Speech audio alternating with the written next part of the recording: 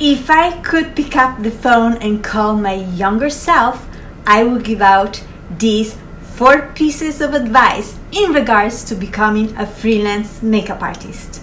Hi, I'm makeup artist Sophie Ono. For those of you who don't know me, I'm based in New York City. I mainly work in fashion, beauty, advertising, and from time to time I work with public figures as well. I'm pretty excited about this video, I'm not gonna lie, because today I'm reflecting on my journey as a makeup artist, and guess what? I'm gonna give you a healthy dose of reality, okay? And hopefully you take away some points that are useful. I don't know about you, but I enjoy listening to other people's advice because it kind of gives you an insight of who they are and what they've been through, and I find it quite inspirational to see the transformation that is possible within time. Anyways, if you're ready to learn about my advice in navigating a career in makeup artistry, gently tap the like button. If you haven't already, please subscribe. This helps me tremendously with the growth of my channel so that YouTube can show my videos to more people. Okay, without further ado, these are my 4 pieces of advice. Number 1, think like a business. Right off the bat, I seriously wish I approached doing makeup more as a business than a hobby. Let me explain. I started doing makeup recreationally, it was a hobby, and that meant I made no money or barely anything to sustain myself financially by just doing that. We all know that doing makeup well isn't enough. What sets your career in motion is being able to manage yourself and your time. That means you have to be responsible for your promotion, for your online presence, for your contracts, for your finances and taxes. You have to be responsible for your own networking, and I cannot stress this enough.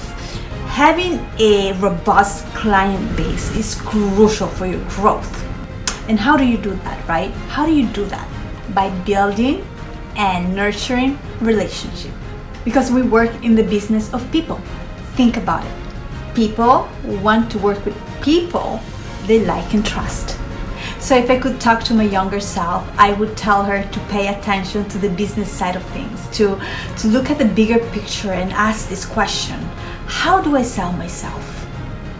Because until I do that, I won't be able to convert my talent into money, and without an income, I won't be able to build a sustainable career. You see how the business aspect is just as important as the artistic one.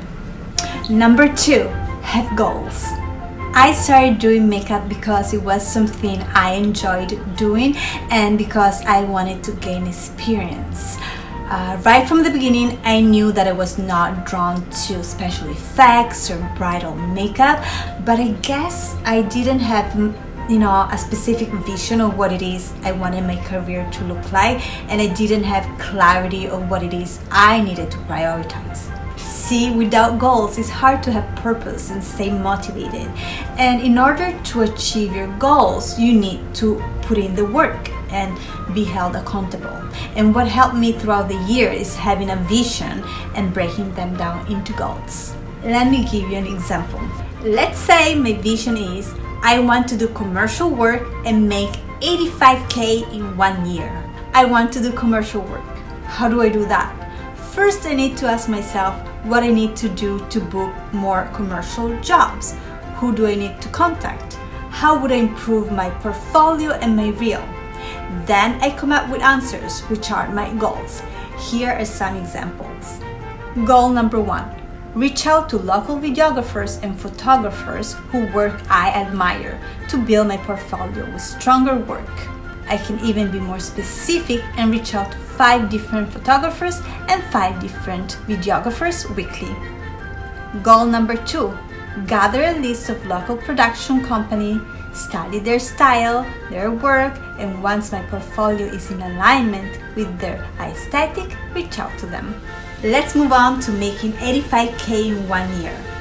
Once again, I ask question: what skills do I need to upgrade in order to make more money? What would my rate be? Here are some goals examples.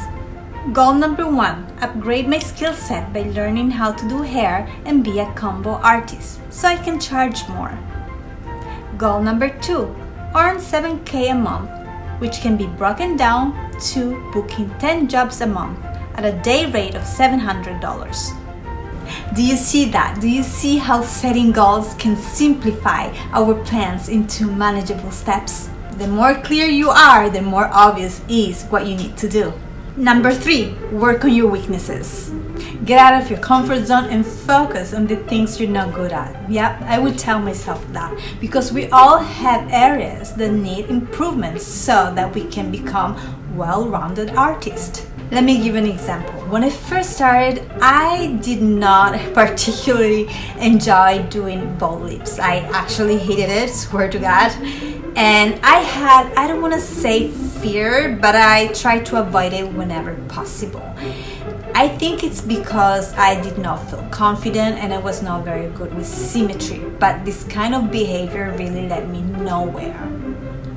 So I decided to start wearing red lipstick every single day so that I can practice on myself. And whenever there would be like a test shoot, I would really push myself and do that bold lip. That's how you actually improve, by practicing over and over again. And the funny thing is, I actually enjoy doing lips now. Whether doing a bold lips, eyeliner, get good at doing things you're not comfortable with. This will not only make you a well-rounded makeup artist, but also boost your confidence. People are not born with confidence. It's a skill set that you acquire over time with hard work and the willingness to be challenged. Number 4, master your money. I didn't grow up talking about money and I was not taught money management at school, so this took a little while. Being a freelance makeup artist is not always easy. We don't have a fixed salary. Most of us don't have a 401k and our income fluctuates. I wish I knew from day one about the importance of saving, about having multiple streams of income, about the importance of having an emergency fund. Because things happen. I mean, look at what's happening now with the pandemic. When I understood to take full ownership of the poor financial decision I made and not to blame it on anybody else but myself, that's when I had the power to do something about it. Being able to manage money smartly required me to shift my thinking and my habits. I'm gonna keep this short. If I could talk to my younger self, this is what I say. Besides working as a freelance makeup artist, work to cultivate multiple streams of income. Once you have a positive cash flow, invest into a saving emergency fund because it's always good to be prepared in case of the unknown. Then open a Roth IRA so that you can save for your retirement.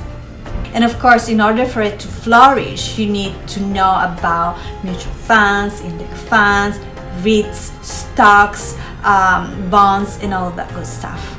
I'm being very generic. I'm not going into details because that's gonna take me a whole different video.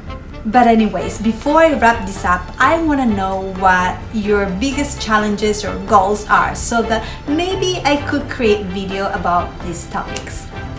Leave a comment down below. That's it for today. I hope you enjoyed this video and I will see you next time.